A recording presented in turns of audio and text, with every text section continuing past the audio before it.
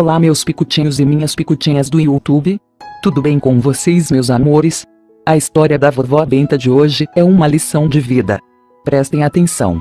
Pedro era pastor, João era bandido. Mas Pedro virou bandido e João virou pastor. Saiba por quê. Pedro era um pastor muito respeitado e temente a Deus. Por onde Pedro passava, levava a paz e o amor àqueles que por algum motivo não tinham mais esperança na vida. Sua luta era levar os drogados e os pecadores a conhecer a palavra de Deus. Pastor Pedro tinha uma pequena igreja que se chamava Igreja Nacional da Morada de Deus. Essa igreja ficava numa pequena cidade do interior e estava passando por muitas dificuldades, pois o dinheiro do dízimo que era dado pelos fiéis era pouco e mal dava para pagar as despesas da igreja.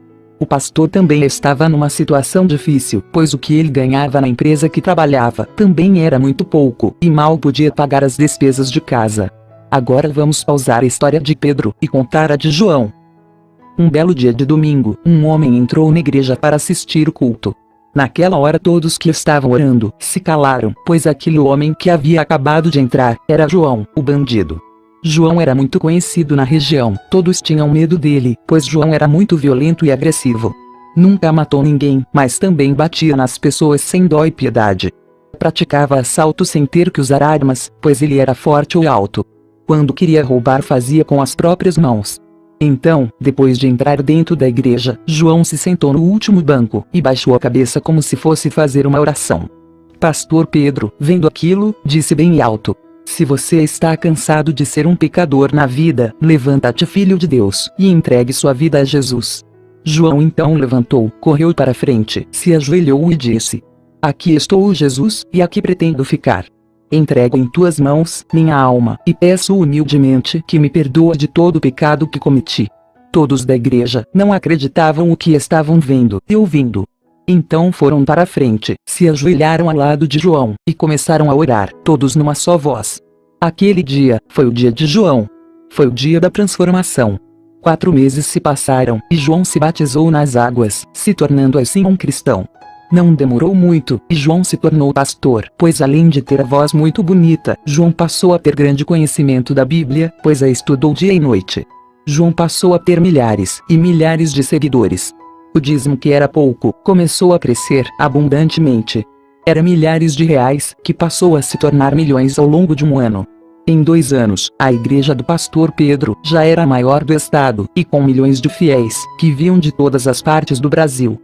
João, o pastor que era bandido, se tornou conhecido em toda a parte do mundo, participou de várias emissoras de televisão, e acabou conquistando seu próprio canal de TV. Pastor Pedro, que agora era tesoureiro da igreja, começou a ter inveja de João, pois os fiéis davam mais atenção para ele. Mas não era somente inveja. Ah não. Não era. Era muito mais do que isto. Pastor Pedro começou a ficar de olho no dinheiro do dízimo, que era milhões de reais. E como ele era o tesoureiro, ele sabia que não era pouco. Certo dia, analisando o saldo da conta bancária, que estava no nome da igreja, Pastor Pedro pensou assim: "Passei anos levando a palavra de Deus a todos que me procuravam e nunca ganhei nada com isto. De repente um Zé Ninguém, um ex-bandido de merda, entra na minha igreja, vira pastor, ganha milhões de reais e ainda vira o centro das atenções. Eu é que não vou ficar no prejuízo." Naquele mesmo dia, Pastor Pedro pegou toda a fortuna que estava no nome da igreja e passou para o seu, deixando a igreja sem nada. Ele fugiu para o exterior levando toda a fortuna que João conquistou. A igreja ficou na total miséria, e Pastor João perdeu seu programa na TV, pois não tinha mais dinheiro para pagar os horários, que por ele eram comprados. Mas o Pastor João não deixou-se abater. Ele reuniu todos os seus fiéis numa praça, e disse o seguinte: "Não culpem o Pastor Pedro por ter roubado a igreja. Se há um culpado, este culpado sou eu. Sabem por quê, meus irmãos? Eu fui um bandido. Eu roubava o dinheiro de um pai de família que acordava cedo para ganhar o sustento dos seus filhos. Agora, meus irmãos, Deus permitiu que isso acontecesse para mostrar para mim como os pais de família se sentiam quando eu roubava o dinheiro que eles ganhavam com tanto sacrifício. Dói no peito, dói na alma, dói no coração. Todo o mal que você fizer ao seu semelhante pode voltar em dobro para si mesmo. Então procurem fazer o bem para receber o bem. Deus dá a quem merece. Por isso, meus irmãos, tenho certeza que tudo aquilo que me foi roubado vai voltar em dobro, e o que foi tirado não prosperará." Mais 2 anos se passaram, e o que João tinha dito se cumpriu. Sua igreja voltou a crescer, e se espalhou por todo o mundo. Comprou uma emissora de TV para apresentar seus programas evangélicos. Todo o dinheiro que ganha da igreja, ele ajuda pai de família desempregado, abriu várias creches, e um albergue para abrigar moradores de rua. Vamos agora voltar a contar a história do pastor Pedro. Com o dinheiro roubado da igreja, pastor Pedro comprou fazendas e belas mansões. Comprou roupas das melhores marcas, e começou a apostar em jogos para ganhar cada vez mais, pois sua ambição foi tão grande, que pastor Pedro se tornou um viciado compulsivo em jogos. Ele ganhava, mas também perdia. Perdia muito mais do que ganhava. Quando ele se deu conta, já era tarde. Pastor Pedro já estava devendo milhões de reais nos cassinos que ele jogava. Então ele teve que começar a vender tudo que comprou para pagar a dívida. Pouco tempo depois, ele já estava na total miséria. Sem dinheiro, sem moradia. Sem nada. Ele passou a viver nas ruas como andarilho, começou a pedir esmolas, e quando não conseguia nenhum trocado, ele pegava comida do lixo para matar sua fome.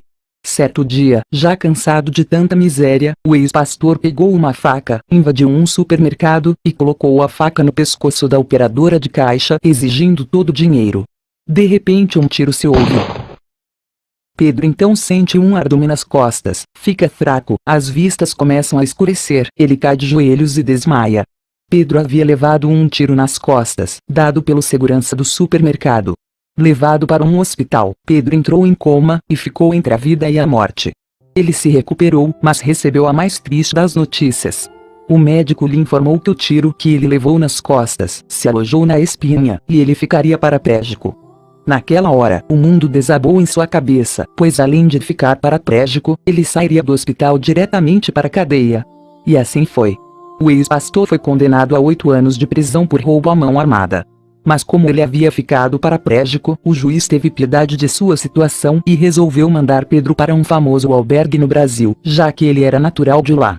Retornando ao Brasil, trazido por agentes dos Estados Unidos, Pedro chega ao albergue que tinha o nome de Casa de Apoio ao Pobre Necessitado João de Jesus. Pedro então foi acomodado em uma cama macia e bem confortada, ao lado de outros necessitados, que estavam nas mesmas condições que ele. Ele então se acomodou, encostou o rosto no travesseiro, e pensou: isso é muito para mim, por todo o mal que fiz. Deus é muito bom mesmo. Pedro então tomou um belo café da manhã, comeu uma bela refeição como muito tempo ele não fazia, jantou, e ainda tomou o chazinho das 10 horas. Pedro adormeceu, e acordou no outro dia, com uma linda voz, que dizia o seguinte: aos que estão chegando agora, tenham um bom dia, e sejam bem-vindos à nova morada, que Deus mandou eu construir para vocês.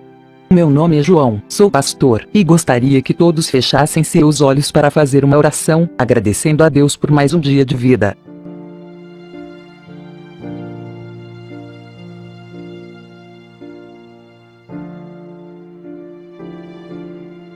Pedro arregalou os olhos, pois aquele pastor que acabara de entrar, era o mesmo que ele havia roubado anos atrás. Pedro não conteve a emoção, deu um grito, e chorou desesperadamente dizendo assim: me perdoa. Pelo amor de Deus. Me perdoa. Eu não sou digno de estar aqui. Pode me botar pra fora, eu vou entender.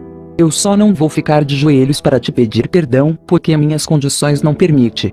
Mas por favor, aceite meu abraço como forma do meu arrependimento.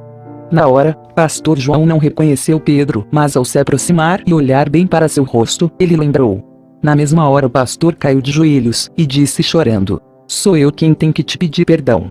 Você me tirou do mundo das drogas, da bandidagem, me ensinou tudo sobre a Bíblia, me transformou num pastor. No entanto, eu me apeguei mais aos fiéis e não percebi que havia deixado de lado aquele que era o responsável por me transformar na pessoa que sou hoje. Os seus atos do passado foram consequências da minha falta de atenção. Se tivéssemos ficado lado a lado, seríamos hoje nós dois os vitoriosos. Eles então se abraçaram e choraram muito. Todos que estavam lá no momento, se ajoelharam e louvaram a Deus como nunca tinham feito antes. Foi uma cena muito emocionante. Nada na vida acontece, se Deus não permitir. Agora preste bem atenção no final da história. 20 anos se passaram, e Pedro, com 64 anos de idade, voltou a ser pastor. Mesmo numa cadeira de rodas, pregava a palavra de Deus com mais fé e devoção. Fazia palestras por todo o mundo, contando sua emocionante história. Pastor João morreu aos 48 anos de idade, vítima de um infarto fulminante, e deixou todos os bens que estavam no nome da igreja ao pastor Pedro, que continuou com as obras de caridade que João realizou até o último dia de sua vida. Talvez a história não teve o final que vocês esperavam. Mas os fatos aqui relatados mostram que tudo o que acontece em nossas vidas são consequências de nossos atos. Por isso a vovó Benta deixa para meus picutinhos e minhas picutinhas a seguinte mensagem: faça o bem para colher bons frutos. Sejas honrado e nunca faça o mal para ninguém, pois se o fizer, pode ter certeza que vai colher espinhos pelo resto da vida. E vocês, o que acham? Deixem os seus comentários e não se esqueçam de se inscrever no canal. Ativem o sininho para receber nossas notificações. Por enquanto é só. Muito obrigada a todos. Um abraço da vovó Benta e até mais.